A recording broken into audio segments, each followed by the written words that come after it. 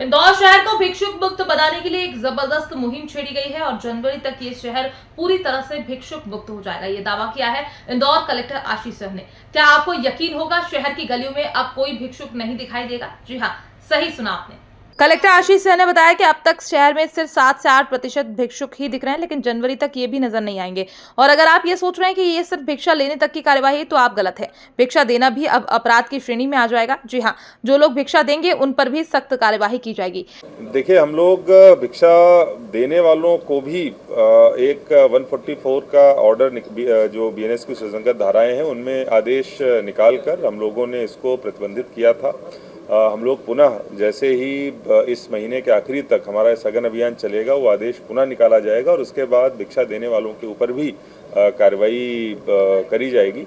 लेकिन ये कार्रवाई से ज़्यादा जागरूकता से जुड़ा हुआ विषय है। मुझे लगता है इसमें मीडिया की भूमिका अधिक महत्वपूर्ण है। आपके माध्यम से मैं पुनः सभी से अपील करता हूं कि कृपया भिक्षावृत्ति को बढ़ावा न दें, किसी को भिक्षा न दें, जिससे कि हम लोग इंदौर को जनवरी में पूरी तरीके से भिक्षावृत्ति से मुक्त कर सकें। सर, जिन लोगों के पास 75,000 रुपए मतलब एक सप्ताह की कमाई निकली, इस तरह के मतलब बड़े अमाउंट निकल रहे हैं। निश्चित रूप से इसमें 2-3 प्रकार की चीज़ें जो है वो देखने में आई हैं। कुछ 1-2 ऐसे भी हमारे पास केसेज आए हैं कि जो ड्रग के कारण जो भिक्षा से पैसा मिलता है उसको ड्रग्स के लिए जो है वो प्रयोग किया जाता है।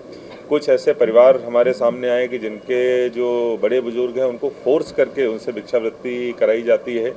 कुछ जगहों पे ये भी एक हम लोगों के देखने में आया कि आसपास के जो कुछ गांव हैं या राजस्थान, वहाँ से एक पूरी एक गैंग ऑपरेट करती है और वहाँ से बस में भर के लोग आते हैं और यहाँ पर भिक्षावृत्ति करते हैं, जिनको हमने वापस उनके गांव या फिर राजस्थान को भी वापस करवाया, भिजवाया।